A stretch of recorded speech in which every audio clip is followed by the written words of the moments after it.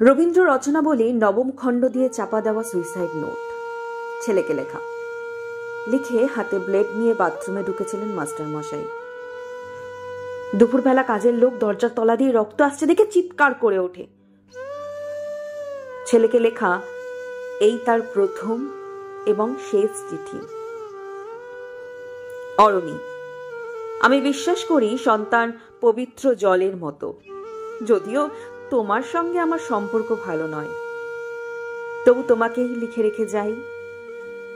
গত 2 বছর তোমার মায়ের চিকিৎসা বাবদ আমার যৎসামান্য সঞ্চয় আপাতত নিঃশেষিত। চিকিৎসার ব্যয়ের হার আমি আর নিতে পারছিলাম না। জীবনে তোমার টাকা ছুঁইনি, মরেও ছোব না। আমি আজীবন ছাত্র পড়িয়েছি, জ্ঞান তো কোনো অন্যায় করিনি। গত মাসে আমার স্কুলে এক অভিভাবক এসে ঝুলোঝুলি করেন তার ছেলেকে নেওয়ার জন্য। আমি প্রথম দিন না করেছি, দ্বিতীয় দিন ফিরিয়ে দিই, তৃতীয় দিন পারিনি।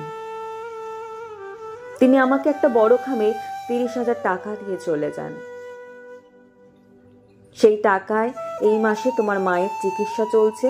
জানি না তিনি বাড়ি ফিরবেন কি না, আর কোনোদিন ফিরলে বলো পৃথিবীতে আমার বেঁচে থাকার অধিকার চলে গেছে।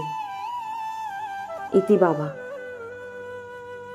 যখন সারাটা দেশ দাঁড়িয়ে আছে ঘুষের টাকার ওপর, তখন রবীন্দ্র রচনাবলী দিয়ে চাপা দাও একটা সুইসাইড নোট। হাসপাতালে গাছের তলায় গা ছমছম করছিল। এগিয়ে গেলাম সাদা কাপড়ে ঢাকা মাস্টার মশাইয়ের দিকে, একটু বেরিয়ে থাকা পা দুটোর দিকে।